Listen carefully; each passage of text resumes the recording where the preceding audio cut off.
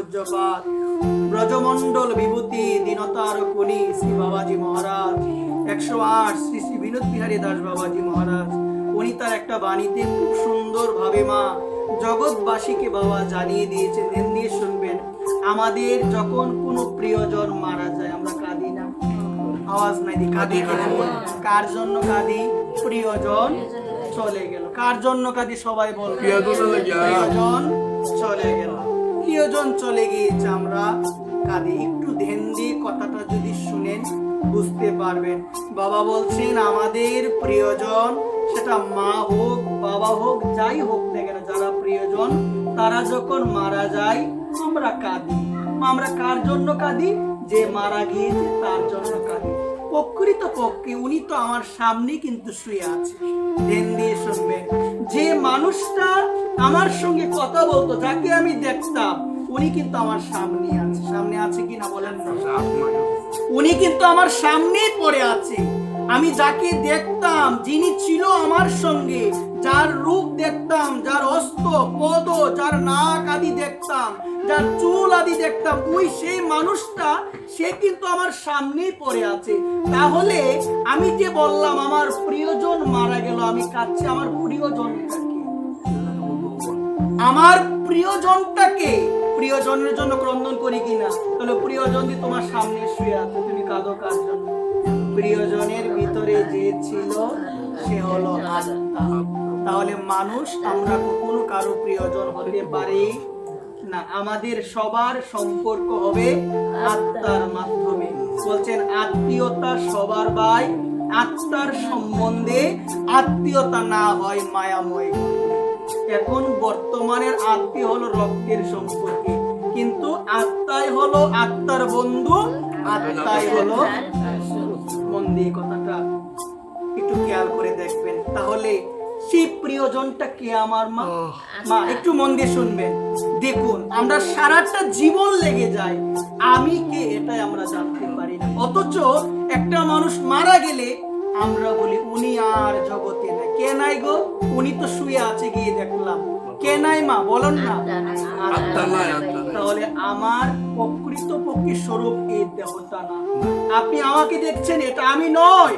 আমার ভিতরে একটা জিনিস আছে, বাসাংশী জীর্ণানি যথা বিহায়। গীতায় বলছে নবানি গৃহ্ণাতি নরুহ পরাণি তথা শরীরানি বিহায় জীর্ণানি অন্নানি সংজাতি নবানি দিহি। মা মন দিয়ে শুনবেন কথাগুলো। আমরা যখন কাপড় পরিধান করি, এই কাপড়টা যখন পুরাতন হয়ে যায় বা চিরে যায়, আমরা দেখবেন সেটা পরিবর্তন করে নতুন আরেকটা কাপড় আমরা পরিধান করি। ঠিক তদ্রূপ আত্মাও ওই পুরাতন শরীর ত্যাগ করে নতুন আরেকটা শরীর ধারণ করে।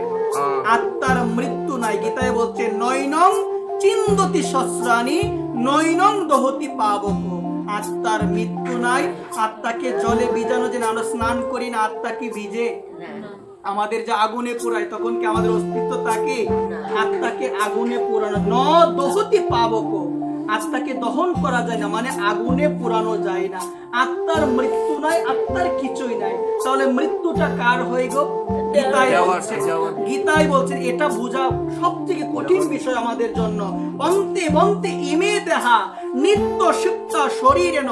এই দেহটার বিনাশ হয়। এই দেহটা একটা কাপড়। এই কাপড়ের মাধ্যমে জগতে আমাদের এত সম্পর্ক, ওর সাথে সম্পর্ক, ওর সাথে সম্পর্ক। কিন্তু প্রকৃত পক্ষে যদি ভাবি এই জগতে একমাত্র আমার সম্পর্ক যদি থাকে, তিনি হলো ভগবান। কিন্তু মায়ার জন্য, কিসের জন্য? মায়া কিন্তু অনেক ভয়ঙ্কর, অনেক। যাকে একবার ধরে তাকে কিন্তু নাচিয়ে ফেলে। বলছি ভগবান বলছে আমিও নাচাই, মায়াও নাচাই। ভগবান কাকে নাচাই? ভক্তকে। মায়া কাকে নাচাই? যারা ভগবানকে ভুলে গিয়েছে। মায়াও নাচাবে, ভগবানও নাচাবে। কিভাবে নাচাবে? এই ভক্তরা বলে না, হরে কৃষ্ণ বলে নৃত্য করে, নাচো গাও ভক্ত সঙ্গে করো সংকীর্তন। এর মতো আনন্দ জগতের বুকে আর কিছু নাই। এই নাচানোটা নাচায় ভগবান, আর আমরা নাচি মায়ার দ্বারা প্রভাবিত এই বুঝি মরে গেল একজন, এই কষ্ট, এই দুঃখ, এই ছেলের অসুখ, এই মেয়ের অসুখ, আহা, এই নাচানোটা হয় মায়া তোমাকে নাচাচ্ছে। মনটা স্থির করতেই পারি না, স্থির করলাম নামে ফোন আসলো, মাগো আমার শরীরটা বড় শেষ। এটাই হলো সংসার, এটাই হলো সংসার। কিন্তু এই সংসারে থেকো যে প্রতিজ্ঞাবদ্ধ হয়েছে, সংসারে এসেছি সবাই আমরা দুঃখ পাবো, সবাই আমরা কষ্ট পাবো, কারণ গীতায় বলছেন এটা হলো দুঃখালয়ম অশস্যতম। কি বলছে? মন দিয়ে শুনে, সংসার কি গো মা? দুঃখালয়ম অশস্যতম। মন দিয়ে শুনবেন, সংসারের বৈশিষ্ট্য কটা পেলাম? দুইটা। দুঃখালয়ম, বাজারে গেলে বস্ত্রালয় পাওয়া যায় না? বস্ত্রালয়ে কি পাওয়া যায়? কাপড়। কি পাওয়া যায়? ওষুধালয় পাওয়া যায় না? কি পাওয়া যায়? বিভিন্ন ধরনের ভ্যারাইটিস, নানান ধরনের ওষুধ পাওয়া যায়। পাওয়া যায় কি না? অনেক কিছু, এরকম অনেক কিছু ওষুধালয় আছে। দেবালয়, দেবালয় মানে হলো মন্দির। তাহলে অনেক আলয় আছে না? তাহলে গীতায় ভগবান বলছে এই সংসার হলো দুঃখের আলয়। সংসার কিসের আলয়? এখানে তুমি সুখ খুঁজো, অথচ তুমি জানোই না সুখ আসলে কি। তুমি জানোই না সুখ কাকে বলে, সুখ কোথায় গেলে পাওয়া যায়। আমি বলি কি, একমাত্র যখন আমরা এই জায়গাটাই থাকি, এটা আমার বিশ্বাস, আশা করি আপনাদেরও বিশ্বাস হয়েছে, এই জায়গায় থাকলে যে আনন্দ, এই আনন্দটা কিন্তু পরবর্তীতে আর পাওয়া যায় একবার পেনশন।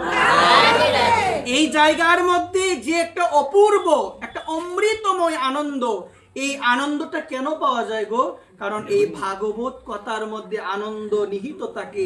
যেখানে ভাগবত কথারস, যেখানে ভাগবত কথারস আস্বাদন হয়, সেই জায়গার মধ্যে কোনো ভক্ত যখন ধ্যান দিয়ে শুনে, কান কাড়া করে যখন শুনে, সে ভাগবতের প্রেমে ডুবে যায়, সে অপাকৃত আনন্দে সে আত্মহারা হয়ে যায়। বলো না?